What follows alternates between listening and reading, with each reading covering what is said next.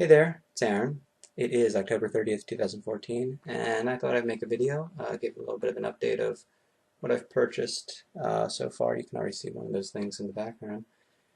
Um, you may notice that that side of the screen and this side of the screen, yeah, it's in the 4:3 aspect ratio. I'm using Windows Movie Maker to make this video just to see how it is, because the software I do use to record these videos, UCam, the videos I record on there take up an awful lot of room on my laptop, and I mean I delete them afterwards and when I put them on YouTube.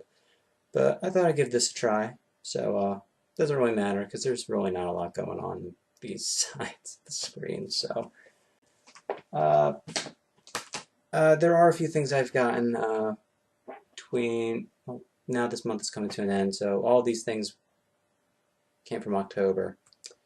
So yeah, go into them. I'll start with the CDs first. I guess I'll go in order as to which ones I got first. So, okay, the first one here is Nico, the Frozen Borderline, 1968 to 1970. I saw that, well, I've been meaning to get Nico's other material for some time. Those of you who are unaware, Nico was for a very short time, a member of the Velvet Underground and sang 3 songs on their first album, which is called The Velvet Underground, Nico. And after she left the group, she went on and was, I think Andy Warhol shopped her around as a solo artist, and there was an album made, her first album that she made was called Chelsea Girls, which I got from iTunes a few years back. It's a good album, but I think it really wasn't her, or it was more the record label making her more of a folk artist, but it's a good album. Now this set here has 2 albums, her second and her third, The Marble Index and Desert Shore. And there's a bunch of bonus tracks on here as well. So, and you can tell that this is beaten up here. Yeah, I got this used. I just looked at my wish list one day on Amazon and I saw that underneath they'll tell you that it's being sold by other users, and it said also new and used for $2, I think it said, which amounts to $6 with the tax and shipping. So I immediately got it. The discs are in good condition. The inside, yeah, it's all water damaged. There's a booklet that I had to tear a little carefully, but it's still readable. But the discs are in fine shape.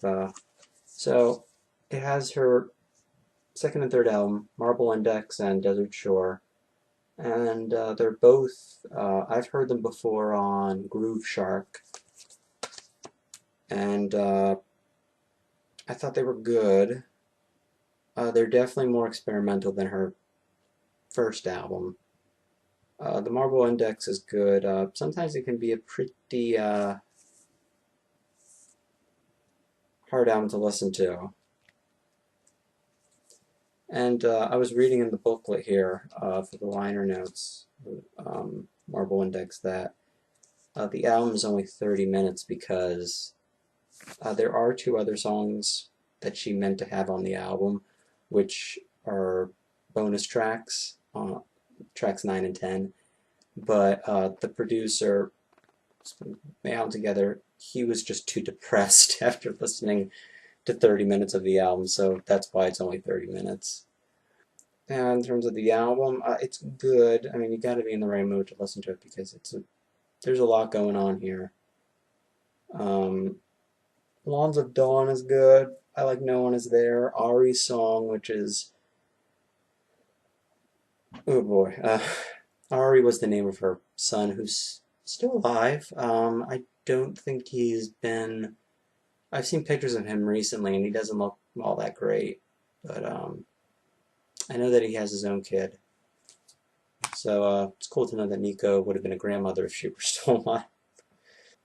Frozen Warnings is good. Evening of Light.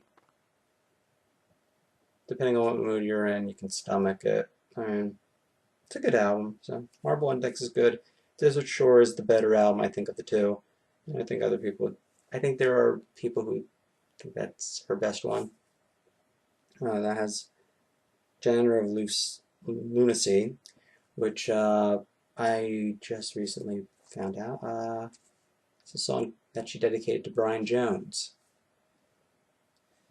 My Only Child, it's good a cappella. Nico Sanari sings one song. It's French or German. I can't pronounce it. And I love Afraid. It's a great song. It's a really good album. Both albums are great, and it's a good set with 2 albums of hers, and yeah, good albums. Next up is one of those budget sets that I've shown a few times here on this channel. Original album classics, original album series, that sort of thing, where they give you a bunch of albums in one set for under 20 bucks. Well, I decided to get one of Ted Nugent. Yeah, I heard his first 2 on Grooveshark and thought, okay, I'm sold.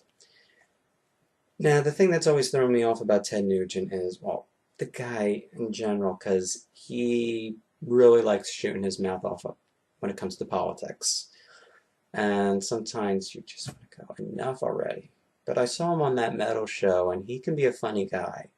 Musically, he made some pretty rockin' music, at least in the 1970s. I think he went through, where he released crap albums in the 80s.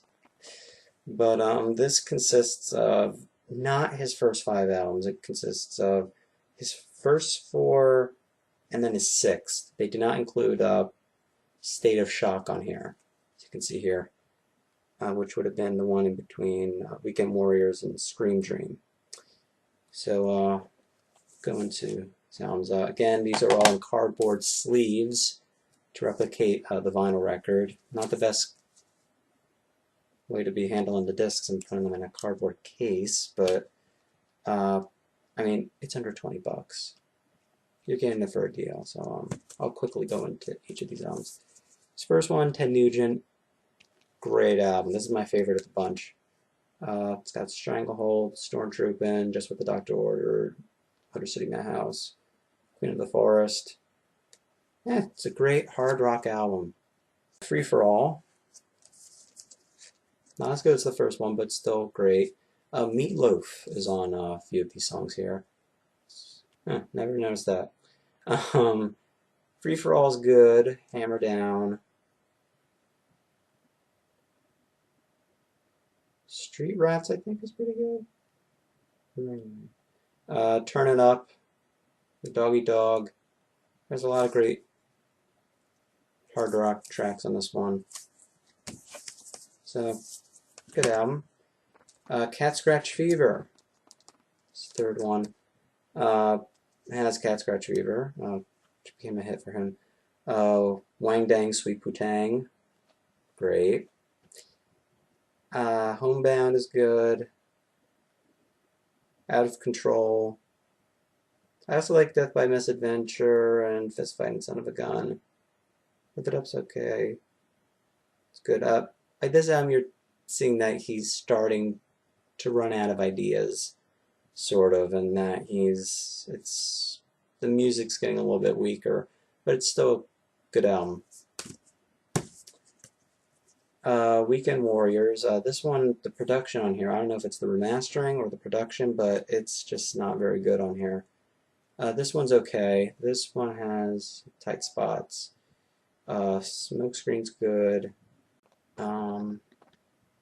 Venom Soup. Good, Good Friends in a Bottle of Wine. Yeah, it's okay. It's an okay album. And then Scream Dream. says Wango Tango on it. Hard as Nails, Screen Dream is good. Flesh and Blood is good. This is more consistent album than Weekend Warriors, but there's still a few weak songs on here. But still a good album.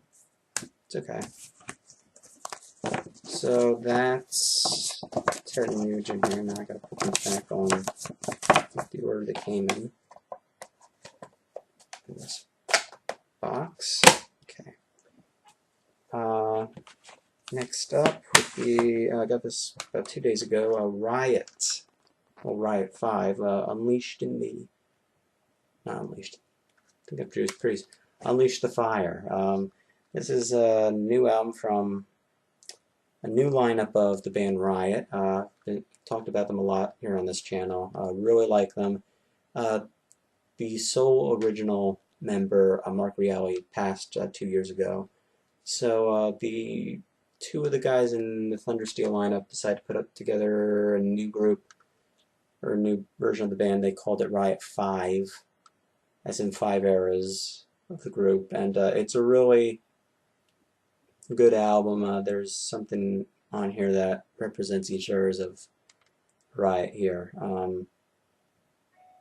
Metal Warrior, there's a bunch of references to other Riot songs, and they're put in the lyrics very cleverly. Bring the Hammer Down's good.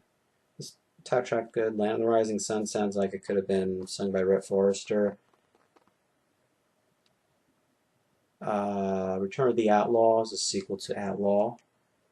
Lyrically, Take Me Back is good, and there's 2 tribute songs to Mark Reale, Immortal and Until We Meet Again. So, great album, definitely worth checking out, even though Mark Reale's not on it.